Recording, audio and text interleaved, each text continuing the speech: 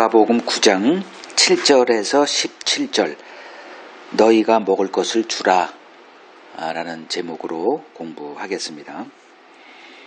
7절에서 9절 같이 읽어보죠. 분봉왕 헤롯이 이 모든 일을 듣고 심히 당황하니 이는 어떤 사람은 요한이 죽은 자 가운데서 살아났다고도 하며 어떤 사람은 엘리야가 나타났다고도 하며 어떤 사람은 옛 선지자 한 사람이 다시 살아났다고도 함이라. 헤롯이 이르되 요한은 내가 목을 베었거늘 이제 이런 일이 들리니 이 사람이 누군가 하며 그를 보고자 하더라. 그 주님께 권능을 부여받은 제자들이 나가서 이제 각 마을에 두루 다니며 복음을 전하면서 또 병도 고칩니다. 이제 6절에 그렇게 기록되어 있죠. 이제 이때 요한이 다시 살아났다 혹은 옛 선지자 한 사람이 다시 살아났다고 하는 소문을 분봉왕 헤롯이 듣고 심히 당황해 합니다. 여기서 등장하는 이 분봉왕 헤롯, 분봉왕이라는 것은 이제 어떤 지역을 떼서 그거를 좀 맡아서 다스려라 그런 의미인데, 이 헤롯은 누군가? 그 예수님을 태어났을 때 그 나쁜 짓 했던 그 헤롯, 그것은 헤롯 대왕 이렇게 불러요. 그 헤롯 대왕은 이제 가나안 땅을 자기 아들들에게 이렇게 나눠줘요. 유다 사마리아는 아켈라오라는 자에게, 그리고 갈릴리와 베레아, 안디바, 헤롯 안디바죠. 그리고 북동쪽 지역은 이제 빌립, 헤롯 빌립 이렇게 붙이면 돼요.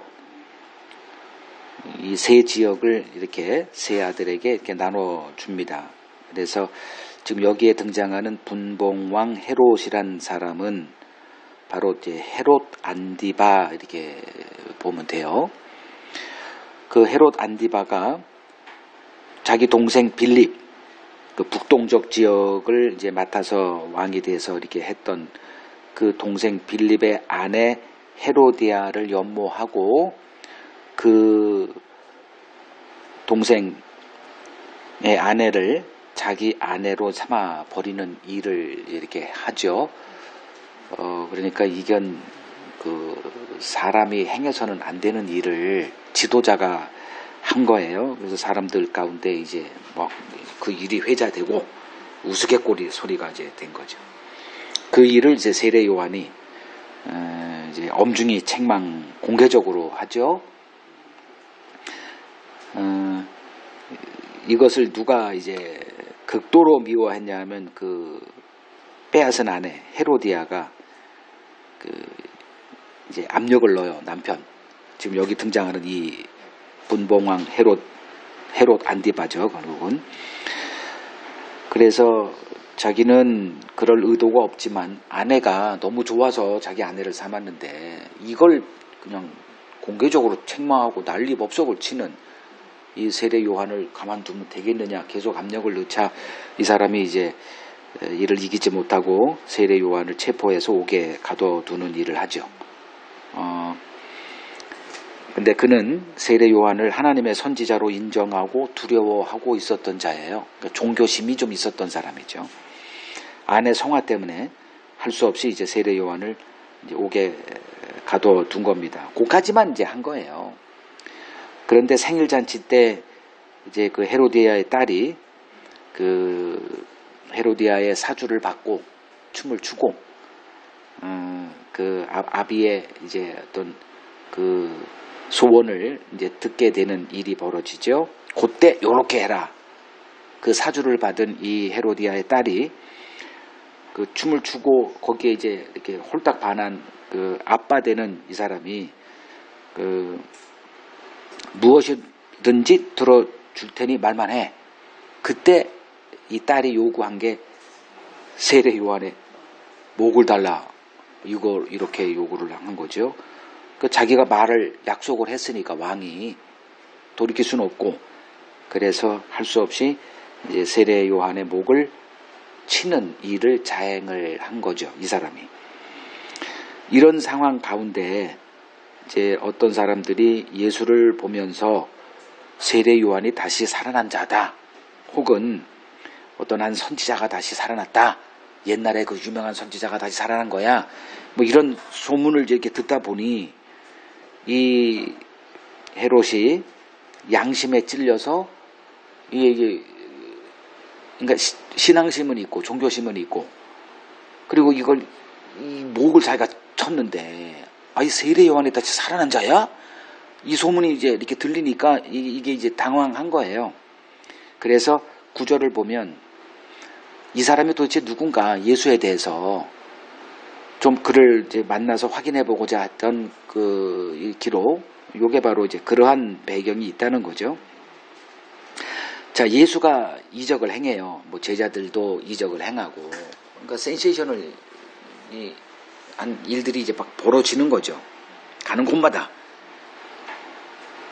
이런 일이 뭐 한 번만 경험해도 뭐 굉장한 일인데 계속 벌어지는 거예요.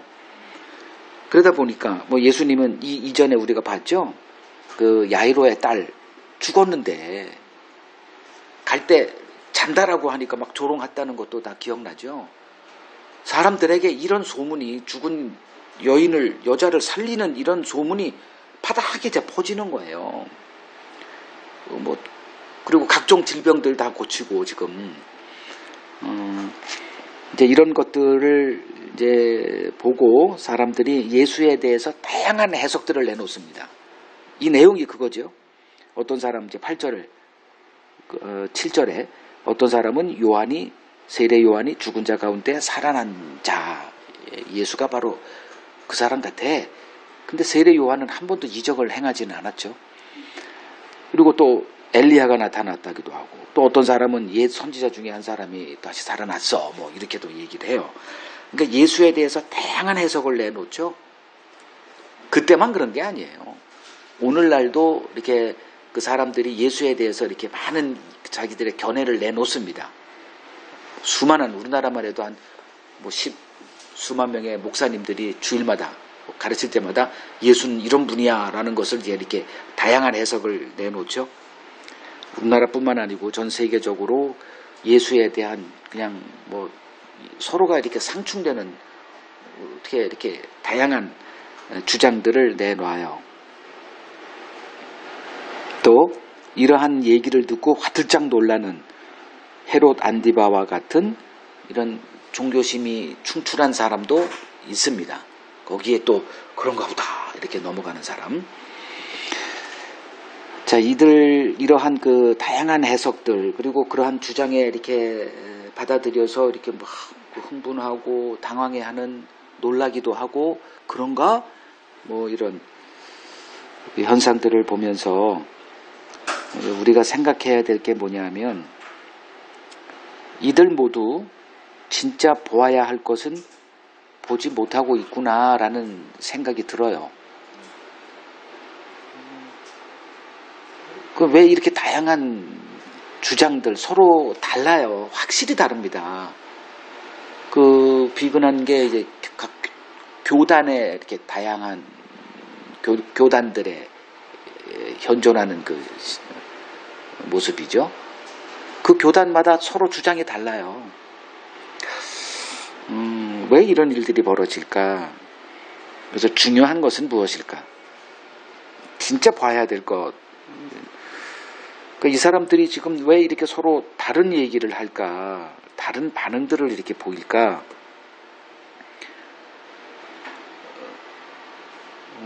그렇다고 해서 기준이 없다라고 얘기할 수는 없죠. 분명히 기준은 있는데 그 기준에서 이탈해서 각자 자기들의 생각을 만들어내서 그것을 또 다른 기준으로 이제 막 이렇게 주장들이 되어지고 존재를 해요. 중요한 것은 뭐냐면 하나님에 대한 바른 지식입니다.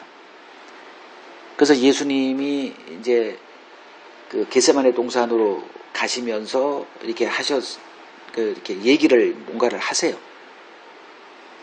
그 중에 하나가 영생이란 유일하신 참 하나님과 그가 보내신 자 예수 그리스도를 아는 것. 지식, 그러니까 하나님을 바로 아는 지식. 그리고 그 하나님이 약속하신 그분이 지금 왔는데도 서로 이렇게 엉뚱한 해석들을 막 그냥 내놔요, 그냥. 오늘날이라고 예외는 아니죠. 2000년이 지났으니까 이제 바른 지식에 서 있지 않을까? 그렇진 않죠. 그래서 이 기독교의, 그러니까 성경이 말하고 있는 이 진리는 뭐 성경에 이렇게 있기 때문에 이제 2000년이 지났으니까 사람들이 많은 학문적인 어떤 그런 시행착오도 겪고 교리적인 그런 다양성 속에서 이제 하나의 어떤 진리가 있지 않겠는가? 천만에요. 하나님의 지식은 계시라는 차원이에요. 그래서 허락된 자들에게만 주어지는 지식이기 때문에 이게 참 공부한다고 해서 되는 건 아니에요. 저는 공부를 굉장히 강조해요. 지식에서 자라갈 것을 강조하고요. 그러나 그것이 그 하나님의 허락 속에서 가능한 거예요. 그래서 이런 그때 당시나 지금이나 이런 다양한 서로 상충적임에도 불구하고 기독교 내에는 이런 다양한 주장들이 있고 서로 어떻게 이게 맞춰지지가 않음에도 그냥 정통이라는 이름이 막 주어지고 서로 인정을 하는, 그래서 서로 그리스도인이다라고 하는 이런 규정 속에서 이런 것들이 가능한 거죠. 그러니까 중요한 것은 이제 예수 그리스도에 대한 바른 지식인데 이게 참 우리가 어쩔 수 없는 영역이 있죠. 바로 계시라는 영역입니다. 이 그리스도를 아는 이 지식은 오직 하나님의 택한 자들에게만 허락되는 것. 여기에서 이제 우리가 이 영역은 꼼짝달싹 못하는 거예요.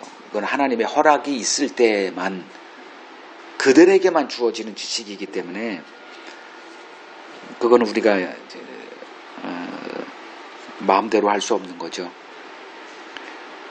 그래서 우리가 이제 성경 공부에 전념해야 하는 이유입니다. 바른 기준을 갖자는 거예요. 예수 그리스도가 어떤 분이더냐, 그분을 보내서 하나님이 하시고자 하는 일이 무엇이더냐에 대한 바른 그 기준을 갖고 있어야만 이러한 그 다양한 그 주장들로부터 우리가 벗어날 수 있어요.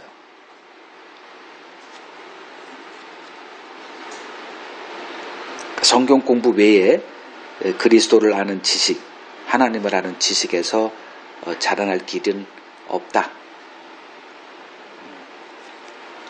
다른 길은 없다. 이걸 분명히 알고 있어야 합니다. 그 10절에서 17절 이 누가복음에 등장하는 이제 오병이어 사건입니다. 10절에서 17절 요건 제가 한번 빨리 읽어 볼게요.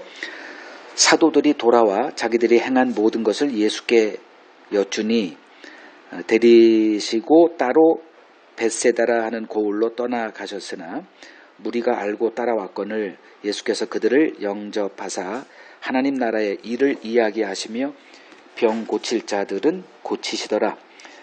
날이 저물어 가매 12사도가 나와 여쭈되 무리를 보내 두루 마을과 촌으로 가서 유하며 먹을 것을 얻게 하소서.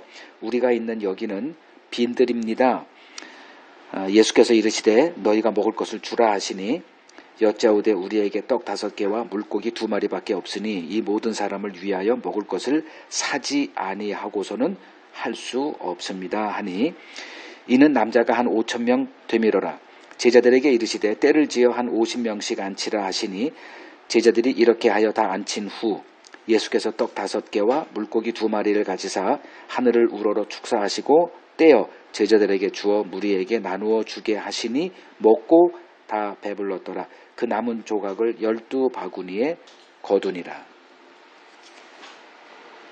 오병이어에 관한 이야기는 뭐 어려서부터 참 많이 들었을 거예요. 자, 여기서 이제 핵심적인 내용이 뭔가 한번 찾아보겠습니다.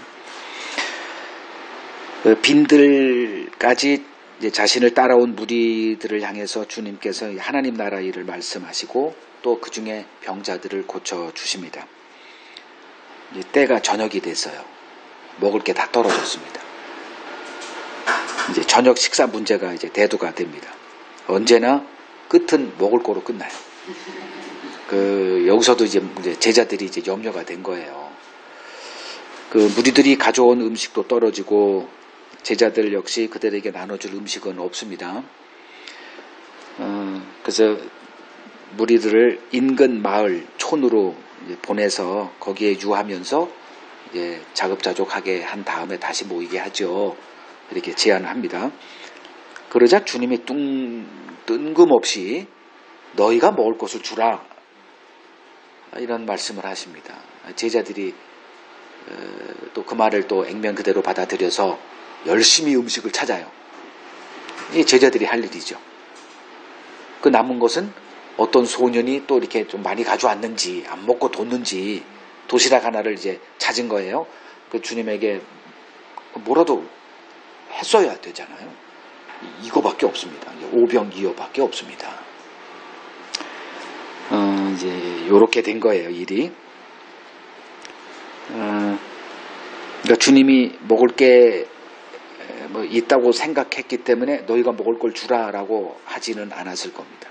없는 거 뻔히 아시면서 너희가 먹을 것 줘.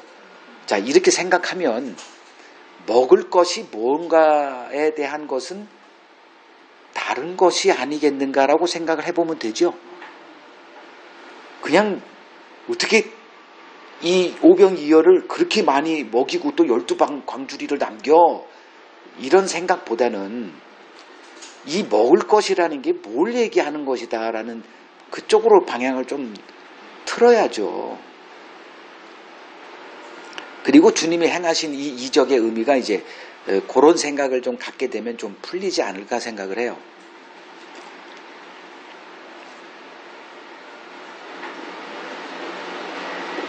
이 오병이어 갖고 남자만 5,000명이니 한 2만 명은 뭐 좋게 되는 숫자입니다. 그 2만 명이나 되는 무리를 먹인다는 거는 누가 봐도 불가능하죠. 그래서 이걸 가지고 그런 일을 불가능하다 이렇게 얘기를 한 거예요, 제자들이. 근데 이제 제자들에게 주님이 무리를 50명씩 떼를 지어 앉게 하라고 하십니다. 그리고 그 도시락을 들고 하늘을 우러러 축사하신 후에 떼어서 이렇게 주는데 이게 신기한 일이 벌어진 거죠. 그걸 어떻게 요만큼씩 손톱만큼씩 떼어줬는지, 근데 가면서 그냥 막 불어나는 걸 제자들이 봤는지 뭐 상상에 맡기겠고, 그건 하여간에 결과는 다 먹고 배불리 다 먹고 남은 광주리가 12광주리나 남았다예요. 자, 12이라는 거는 뭐 너무 쉬워요. 이거는 뭐 12지파예요. 그러니까 12지파를 이렇게 의도적으로 이렇게 12지파 이렇게 의미가 부여되어 있는 것 같습니다. 자, 너희가 먹을 것을 주라는 이 주님의 말씀을 먹는 음식을 이야기하지는 않았을 것이라는 것은 능히 짐작할 수 있죠. 주님이 사마리아 여인을 만나서 그 여인에게 물에 대해서 얘기를 했을 때 나한테 좀 물 좀 주라. 그러니까 이제 얘기가 시작됐고, 그 얘기가 전개되면서 주님이 말씀하신 그 물이라는 게 우리가 마시고자 하는, 그 여인이 지금 갈급해서 물 없이는 못 사니까 그 먼 곳을 와서 이제 물 뜨러 가는 이 주장한 이 번거스러움에도 불구하고 와야 돼요. 근데 그 물을 말씀하시지 않았다는 게 드러나죠. 내가 너에게 무슨 물을 줄지 그걸 알았더라면, 그 실체에 대해서 알았더라면 내게 물 달라고 했을 거야. 너희가 구하는 그 물은 이 물 떠가봤자 또 내일 또 와야 되지 않니? 근데 내가 너에게 주는 물을 마시면 그런 일은 없어. 뭐 여기서 샘물이 쏟아나? 뭐야? 그 물 주세요! 뭐 이런 거죠. 그러니까 그 물 주기 위해서 주님이 남편 얘기하고 뭐 예배 얘기하고 우리 선지자네? 뭐 이런 것까지 딱 떨쳐내고 그 안에 있는 그 진짜 궁금했던 어떤 그 목마름을 끄집어내죠. 우리는 그 문제는 다 제껴놨어요. 하루하루 먹는 것만 끝나고 나서 또 이제 가면서 뭘 먹을 거야 할 거 아닙니까? 그건 우리도 예외 아니에요. 우리도 가면서 뭘 먹지? 우리 수준에 최고로 맛있는 거, 뭐 옛날에 먹던 거, 어제 먹었던 거 말고 뭐 이렇게 하죠. 결국은 이제 생수에 관한 얘기예요. 생명에 관한 겁니다. 여기서도 마찬가지겠죠. 그 한 끼 뭐 준다고 한 끼 굶어도 안 죽어요, 이 사람들.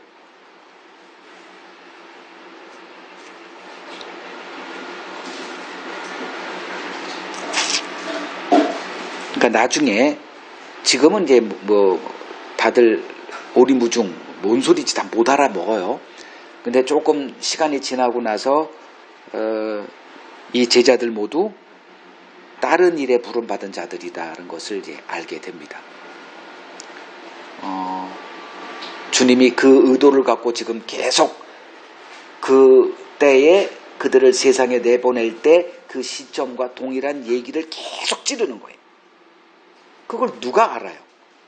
주님만 알지. 주님이 우리를 부르셨을 때 우리는 그 그림을 그리진 못하죠. 우리는 제자들도 똑같죠. 지금 우리나 그때 제자들이나 똑같아요. 예수님이 앞으로 메시아라는 거는 이제 알게 됐고 지들이 어떻게 판단한 거예요. 다 엉터리 그림이지만 주님 나라 임하셨을 때 뭐 영의정, 좌의정, 국무총리, 뭐 내무장관 뭐 좀 더 여러분 알아서 그냥 그건 뭐 붙이세요. 다 그걸 해보고 싶어요. 그걸 이제 소망하며 지금 고난까지 얼마든지 감당합니다 하고 따라가요. 근데 그때 됐을 때 이제 실상이 드러났죠. 뭘 세상에 하라고 그들을 보내십니까? 땅끝까지 이르러 내 증인이 되라가 아니에요. 되리라예요. 내가 그렇게 만들어주지 니들이 뭐가 돼? 너희들은 가다가 또 딴 데로 갈 거야. 또 정착하고 또 있을 거야. 그래서 되리라, 내가 내 복음을 너희를 통해서 땅끝까지 전하게 할 거야 라는 그 뜻이죠. 그러면 너희가 먹을 것을 주라.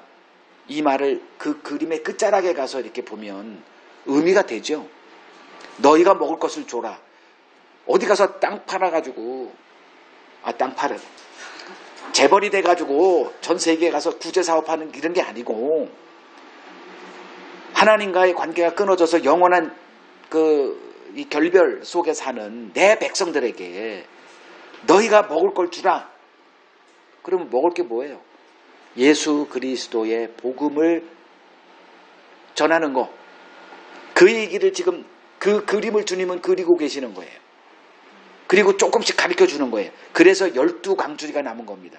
12광주리는 땅끝까지 가서 전해야 될 하나님의 복음의 수혜자가 되는 택한 모든 주님의 자녀들을 말하는 거겠죠.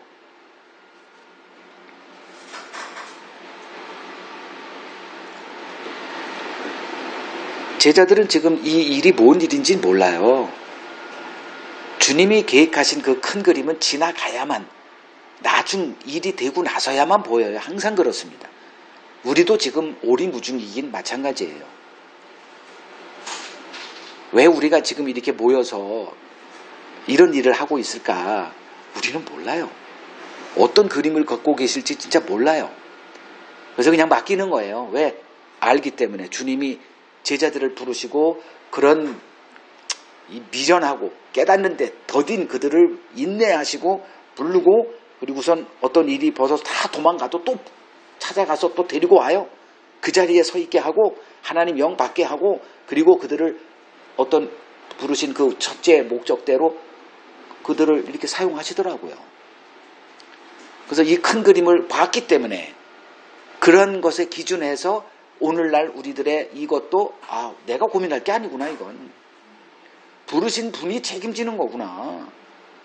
이제 그런 것들을 이제 알아가기 때문에 이제 내려놓고 그 쓰잘데없는 고민 내려놓고 부르신 그분이 나를 책임져 줄 것이고 그분이 그 그림을 채워나가실 것이고 우리들의 삶의 내용물 그분이 채우시는 거구나.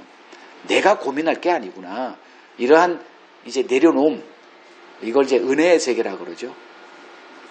그분을 알았기 때문에 이런 말들을 우리가 할 수 있는 거죠. 아무 근거 없는 소설을 쓰는 게 아닙니다. 지금 주님의 말씀이 이해 안 된다고 해서 실망하거나 포기하지 마세요. 포기해도 주님이 찾아와. 막 떼써요. 그거 상관없어요. 주님이 그거 떼쓴다고 그냥 내팽개치고 집에서 내보내는 분 아니에요. 언젠가 주님이 의도하신 그림을 한 조각 한 조각 이렇게 맞춰서 보게 하실 거예요. 미리 지금 보자는 거죠. 성경 공부가 그거 아니겠어요? 같은 일을 하십니다. 주님이 그때는 이 일을 하시고 지금은 뭐 다른 일을 하시는 분이 아니기 때문에 성경 공부가 의미가 있다는 거예요. 주님이 그때 우리를 등경 위에 올려놓으실 겁니다. 그리고 복음의 빛을 우리를 통해서 비추게 하실 거예요. 그 12바구니에 음식이 가득 채워지게 하는 일의 도구로 우리를 부르신 겁니다. 복음의 가난한 자를 등경 위에 올려놓지 않습니다. 여러분들이 복음의 부요한 자 되기를 힘쓰시면 주님이 그때에 여러분들을 등경 위에 올려놓고 주님의 복음을 이렇게 전하게 되는 일들을 행하실 겁니다. 이러한 나의 부르심을 생각하면서 지금 복음으로 채우는 이 일에 전념하면 되는 겁니다. 이 일에 힘쓰시길 소망합니다.